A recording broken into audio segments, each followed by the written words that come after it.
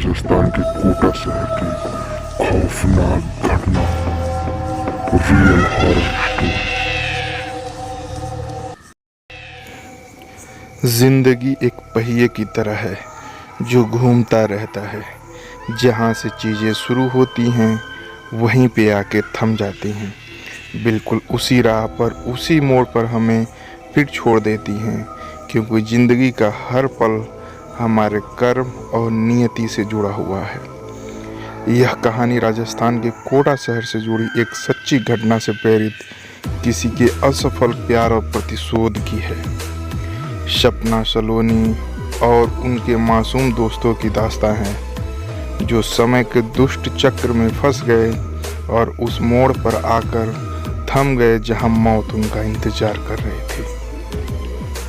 यह एक real horror story है। चलिए कहानी की शुरुआत करते हैं। राणा साहब एक बहुत अमीर और आलीशान हवेली का मालिक था। उसे अपने से 10 साल छोटी उम्र की लड़की से प्यार हो गया था, लेकिन वो लड़की राणा साहब को अपने प्यार के माया जाल में फंसा के उनके सारी जायदाद को छीन लेना चाहती थी। एक बार उस लड़की ने अपने प्रेमी के साथ मिलकर राणा साहब को मारकर जिंदा जमीन में गाड़ दिया। राणा साहब चीखता चिल्लाता रहा, लेकिन उस लड़की ने उसकी एक न सुनी। बाद में राणा साहब ने मरते मरते श्राप दिया कि मैं किसी को नहीं छोड़ूंगा, हर प्रेमी को मार दूंगा। जिस तरह मेरे साथ धोखा हुआ है, मैं हर प्रेमी को मिटा दूंगा, मैं सबको मिट्टी में मिला दूंगा। और राणा साहब की मौत हो गई। उस दिन के बाद वो जगह, वो हवेली श्रापित हो चुकी थी।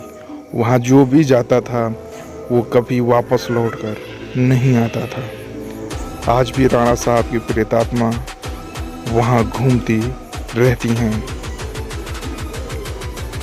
कुछ दिनों के बाद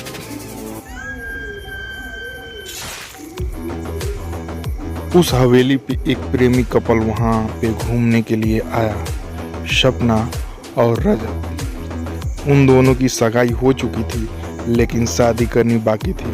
सपना अपने घर में किसी को कुछ बताए बिना रजत के साथ आ गई थी। सपना और रजत मजाक मस्ती में उस जगह पहुंच गए जहां पे राणा साहब को जिंदा दफनाया गया था। अचानक रजत उस जगह पे गिर जाता है। उसका पैर जमीन के नीचे घुसने लगता है। यह देखकर सपना डर जाती है और मदद के लिए चीखने चिल्लाने लगती है, लेकिन कोई भी उसकी आवाज़ नहीं सुन पाता है। सपना जब उस हवेली में मदद के लिए जाती है तो वहीं उसे किसी के होने का आभास होता है। उसी वक्त तुरंत सपना गिर जाती है और उसके पैर पकड़कर उसी जगह पर खींच के ले जाता है जहां राणा साहब और रजत दफन हुए थे। बाद में सपना भी उस जगह पर दफन हो जाती है। कुछ दिन बाद जब सपना अपने घर नहीं पहुंचती है, तब उसकी बहन सलोनी अपने पति समीर और कुछ मित्रों के साथ उसे ढूंढते ढूंढते उस हवेली पर पहुंच जाते हैं। समीर एक पैरानॉर्मल एक्टिविटी का एक्सपर्ट है। जब वो सब हवेली पर पहुंचते हैं, तब समीर को पता चल गया कि वहाँ पे किसी बुरी आत्मा का वास है। उसने सभी को पहले ही सचेत कर दिया। उसी रात को उन सभी के साथ कुछ अजीबोगरीब घटनाएं होने लगी, जैसे कि नल से पानी टपकना, अपने बेडरूम में मिट्टी कहा जाना, रूम की खिड़की या उसके आस-पास अपने आप हिलने लगना, किसी के रोने चिल्लाने की आवाज़ आना। यह सब देखकर वो सभी डर जाते हैं और उसमें से एक भागने की कोशिश करता है, लेकिन राणा साहब की प्रेतात्मा उसे भी जिंदा दफन कर देती है।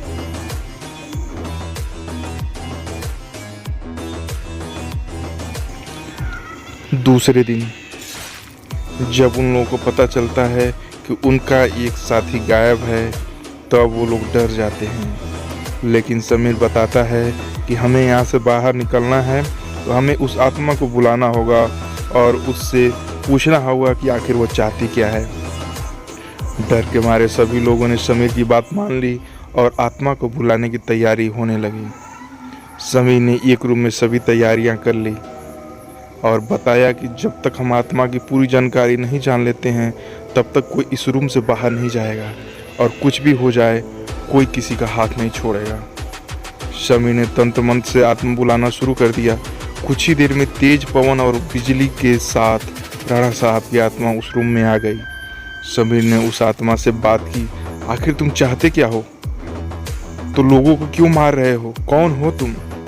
राणा साहब की आत्मा ने कहा, निकल जाओ यहाँ से, मैं किसी को भी नहीं छोड़ूंगा, सब मारे जाएंगे, जो भी यहाँ आएगा उन सबको मार दूंगा। इतना कहकर वो आत्मा चली गई। वो लोगों ने बाद में सपना की आत्मा को बुलाया और पूछा आखिर उसके साथ क्या हुआ था। सपना की आत्मा ने उन सभी को सारी हकीकत बता दी और बोली, मुझे जमीन के नीचे दफन कर दिया है, प्लीज मुझे यहाँ से बाहर निकालो। सलूनी ने अपनी बहन सपना से पूछा राणा साहब की आत्मा को कैसे मारा जाए। सपना ने बताया, राणा साहब ने हम सबको दफनाया है, वहाँ पास में एक माता जी का त्रिशूल है, वो त्रिशूल से राणा साहब की आत्मा को मारा जा सकता है और इस महल को उनकी चंगुल से बचाया जा सकता है। इतना कहकर सपना की आत्मा वहां से चली गई।